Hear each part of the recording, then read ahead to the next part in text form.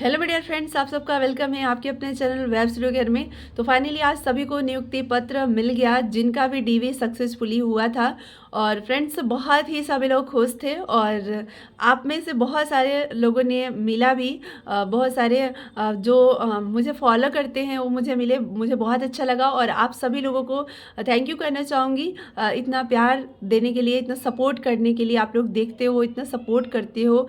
कोई कोई तो ऐसे मुझे मिले जो इतना दिल से, मतलब होता है ना कि एकदम दिल से मानते हैं। उनको देख करके मुझे लगा कि कितनी उनको खुशी हो रही है। नो डाउट मुझे भी बहुत खुशी होती है क्योंकि जो भी लोगों से मैं मिलती हूँ तो ऐसा लगता है कि अपना ही है। कुछ मतलब मेरे को अनजाना सा नहीं लगता है। कोई भी व्यक्ति हो जो फर्स्ट टाइम भी मिलता है तो मुझे लगता है अपना ही है, अपनापन जैसा फील होता है। और नो डाउट अपने सब बिहार के मिल रहे थे, मैक्सिमम फ्रेंड्स बिहार के मिले, यूपी के मिले, अपने पड़ोसी राज तो अपना ही होता है। और दिल्ली की भी मैम मिली, बहुत सारे दिल्ली के भी लोग मिले, यूपी के मिले, बिहार के मिले, बिहार के अलग अलग डिस्ट्रिक्ट से मिले। मुझे बहुत अच्छा लगा और आप सभी लोगों को मैं बधाई देना चाहूँगी ये शिक्षक बनने के लिए और नियुक्ति पत्र पाने के लिए। इसके लिए बहुत बहुत बधाई आप सभी लोगों को। और मैं यही कहना चाहूँगी फ्रेंड्स कि हम ही लोगों को एक नियुक्ति पत्र नहीं मिला है, एक बहुत बड़ी जिम्मेदारी मिली है। और उस जिम्मेदारी को निभाना इतना आसान नहीं है। मतलब उसके लिए आपको मेहनत करना पड़ेगा, उसके लिए बहुत ज़्यादा डेडिकेशन चाहिए आपको, उसके लिए पेशेंस भी चाहिए। बहुत सारी परिस्थितियाँ भी ऐसी क्रिएट होगी जब आप जॉब करना स्टार्ट करोगे तो उसको भी हैंडल करना पड़ेगा। हर परिस्थिति को आप कैसे हैंडल करते हो ये फ्रेंड्स आपको देखना होगा, क्योंकि एक ही सिचुएशन सभी लोग एक जैसा हैंडल नहीं करते हैं। किसी के लिए वो मुश्किल बन जाता है, किसी के लिए वो अपॉर्चुनिटी बन जाता है। तो इसलिए यानी कि देखो, जॉब पाना मुझे लगता है आज के डेट में आसान है। जॉब पाने के लिए उतना ज़्यादा हमने स्ट्रगल नहीं करा, लेकिन जॉब मिलने के बाद हमने बहुत स्ट्रगल किया, बहुत मेहनत किया। मतलब नौकरी पाने के लिए हमने जितना मेहनत किया उससे कहीं ज़्यादा मेहनत हमने नौकरी में किया। यानी 1 साल से मैं भी जॉब कर रही हूँ, TRE 2 में सिलेक्शन हुआ था तो। और 1 साल का जो मेरा एक्सपीरियंस जॉब का रहा है वो यही रहा है कि हमने काफ़ी मेहनत किया, मतलब काफ़ी स्ट्रगल करना पड़ा।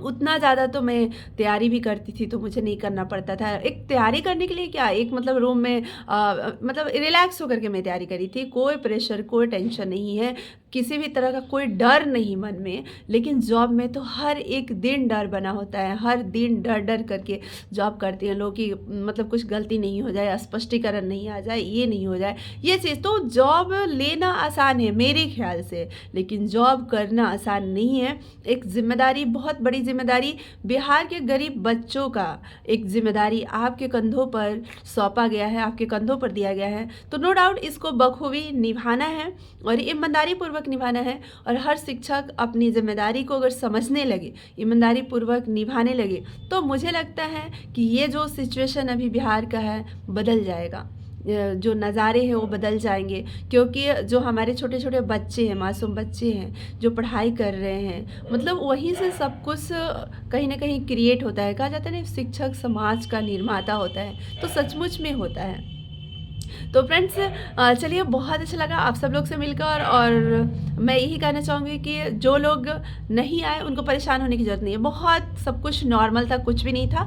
9 बजे से एंट्री अगर था तो 11 बजे तक लोग आ रहे हैं, नियुक्ति पत्र ले रहे हैं। 11:30 बजे, 12 बजे तक आ रहे हैं, ले रहे हैं, जा रहे हैं। ठीक है, जब मुख्यमंत्री जी आए तो 10 मिनट के लिए नियुक्ति पत्र देना बंद किया गया था। उससे पहले मतलब लोग लेकर उस पहले ही निकल जा रहे थे, कुछ भी ऐसा नहीं था।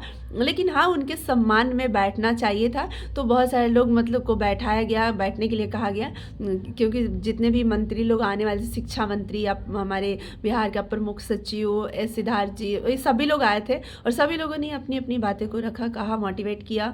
और जो भी एक जिम्मेदारी होती है शिक्षक की वो बताने का कोशिश किया, समझाने का हम लोगों को कोशिश किया। और फ्रेंड्स मैं यही कहना चाहूँगी कि सभी को नियुक्ति पत्र मिला है। और बंधे नियुक्ति पत्र, एक छोटी सी कमी रह गई जो मुझे महसूस हुआ कि जो अभी PGT वाले हैं 6 विषयों का, जिनका रिजल्ट आया है, काउंसलिंग नहीं हुआ है, जो डाउटफुल वाले हैं, जिनका अभी DV सक्सेसफुली नहीं हुआ है, ये सभी लोग भी अगर साथ में होते, शामिल होते तो और अच्छा लगता और मज़ा आता है। 10,739 अभ्यर्थी थे, नो डाउट, ठीक है, वो लोग को खुशी था, उनके परिवार वाले को खुशी था, हैं भी। लेकिन जो जो मतलब डाउटफुल वाले कैंडिडेट्स थे, जिनका डीवी सक्सेसफुली नहीं हुआ था, जिनका भी रिजल्ट आया और डिस्ट्रिक्ट लॉट वगैरह काउंसलिंग नहीं हुआ है, वो लोग मतलब थोड़ा कहीं ना कहीं उनको लग रहा होगा कि काश अगर मेरा भी हो गया रहता। तो आज इस समारोह में, इस समारोह के आयोजन में हम भी शामिल होते। थोड़ा बहुत तो लगता है फ्रेंड्स, हर किसी को लगता है, ठीक है। उस जगह पर अगर मैं होती, आप होते, तो लगता है ज़रूर कि काश मैं भी शामिल होती। तो फ्रेंड्स इसलिए थोड़ी सी यही कमी मुझे महसूस हुई, बाकी सारी चीज़ें ठीक ठाक हैं। और आगे की अगर मैं बात करूं तो आगे जैसा कि टीआरई 1 टीआरई 2 के एक्सपीरियंस के आधार पर अगर बताऊं तो स्कूल के साथ टैग किया जाता था कुछ शिक्षकों को। जैसे कुछ आधे को स्कूल के साथ टैग कर दिया गया और बाकी लोग को डाइट में ट्रेनिंग के लिए भेज दिया गया। वहाँ पर रहने खाने सब कुछ व्यवस्था, और जिनको स्कूल से टैग किया जाता था उनको अपना रहने का व्यवस्था, अपना मतलब सब कुछ, जो डिस्ट्रिक्ट आपका लॉट हुआ है उसी डिस्ट्रिक्ट में स्कूल से टैग किया जाता था, दूसरे स्कूल में नहीं, मतलब दूसरे डिस्ट्रिक्ट में नहीं। स्कूल आपका परमानेंट वो नहीं रहेगा, टेम्प्रोरी आप जाओगे वहाँ पढ़ाने। और उसके बाद मतलब देखो इतने सारे अभ्यर्थी है, इतने सारे शिक्षक है, तो सभी को डाइट में एक साथ ट्रेनिंग देना पॉसिबल नहीं हो पाता है। और इस वजह से कुछ शिक्षकों को स्कूल के साथ टैग कर दिया जाता है कि आप पढ़ाओ, वहाँ पर आप थोड़ा बहुत मतलब सीखो, ग्राउंड लेवल पर जाकर देखो कि बिहार का जो स्कूल है या ग्राउंड लेवल पर जो बच्चे हैं क्या है कैसे हैं, ठीक है, मतलब वो लर्न करो इसके लिए। और उसके बाद 15 दिन का आवासीय ट्रेनिंग दिया जाता है, और जो ट्रेनिंग आवासीय कर लेते हैं फिर उनको स्कूल के साथ टैग किया जाता है, और जो स्कूल से टैग पहले रहते हैं फिर उनको ट्रेनिंग, यानी इस तरीके से करके। और उसके बाद विद्यालय पदस्थापन होता है, और उसके बाद नियुक्ति पत्र देकर उनको विद्यालय में यानी कि योगदान देने के लिए समय दिया जाता है। तो इस प्रकार से, लेकिन इस बार क्या होगा, क्योंकि देखो टीआरई 3 में बहुत कुछ बदलाव हुआ है, तो इसलिए आगे क्या होने वाला है ये पहले कहना मुश्किल है। तो अभी तो देखो सुनने में ही आ रहा है कि 15 दिन का आवासीय ट्रेनिंग होगा, आवासीय ट्रेनिंग होगा, लेकिन स्कूल से टैग का अभी कुछ आ नहीं रहा है मामला।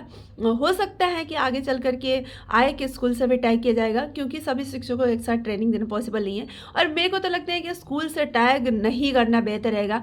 भाई जो शिक्षक अपने विद्यालय में जाएंगे तो वहाँ भी वो सीखेंगे, वहाँ भी बच्चों को देखेंगे, कोई दिक्कत नहीं है। बीएड वगैरह वो किए हैं तो खुद स्कूल में पढ़ाया, एक्सपीरियंस है। और अगर मान लो ऐसा करना भी है तो जो टीआरई 1 के शिक्षक है, टीआरई 2 का शिक्षक है, और वो टीआरई 3 में अगर सिलेक्ट हुए, मान लो प्राइमरी से कोई 6 to 8 में आया है, या मान लो 9 10th में आया है, जो भी है ग्रेड होकर आया है, तो ऑलरेडी वो तो ट्रेनिंग ले चुका है, स्कूल में पढ़ा चुका है, एक्सपीरियंस है। तो उसको फिर से टैग स्कूल में करने की क्या ज़रूरत है। परेशानी बस अभ्यर्थियों की बढ़ती है और कुछ नहीं। बाहर वाले जो स्टूडेंट हैं उनको सबसे ज़्यादा परेशानी कि रूम वगैरह लो, सेट हो, फिर करो, फिर वहाँ से उठ करके फिर जहाँ स्कूल मिलेगा उसके आसपास जाओ रहो, तो ये परेशानी होती है, ठीक है। नहीं तो वो विद्यालय का में क्या कर दे, विद्यालय आवंटित कर दे। ये हो सकता था कि वो विद्यालय आवंटित कर दे, और विद्यालय आवंटित करके जो विद्यालय में हमें पढ़ाना है उसी विद्यालय में वो टैग कर दे, ठीक है, उसी विद्यालय में वो पढ़ाने के लिए दे, फिर ट्रेनिंग। और जिस दिन योगदान देगा उस दिन से उसकी सैलरी मानी जाएगी, उस दिन से उसकी मतलब जो परीक्षा अवधि है वो मानी जाएगी। लेकिन उससे एक चीज़ क्या होगा ना कि वो सेटल हो जाएगा। मतलब मान लो कि वो 15 दिन जा रहा है पढ़ाने के लिए, ठीक है, वो टैग किया गया है तो पढ़ाने जा रहा है, उसको सैलरी नहीं मिलेगी, लेकिन एक तो चीज़ होगा ना कि उस विद्यालय के आसपास वो अपना सेटल हो सकता है। मतलब उसका एक माइंडसेट हो जाएगा कि हाँ हमें यहाँ रहना है, तो किस प्रकार से हमें रूम लेना है, किस तरह से अरेंजमेंट करना है, तो ये कर लेगा। अब उधर दूसरे स्कूल में कहीं दूर हो गया, फिर बाद में दूसरा स्कूल मिला, तो थोड़ा सा समस्या मतलब कि उत्पन्न हो जाती है ये चीज़। तो कोई बात नहीं, जो भी हम लोगों को अब आगे होने वाला है उसको तो अब करना ही होगा, क्योंकि आप जब जॉब में आ गए हैं तो आपको जिम्मेदारी से भागनी नहीं होगी, अब जिम्मेदारी को निभानी होगी। और जिम्मेदारी को निभाने के लिए हर तरह से हम लोगों को तैयार रहना होगा, हर परिस्थिति को फेस करने के लिए तैयार रहना होगा, क्योंकि हर तरह की सिचुएशन आएंगे।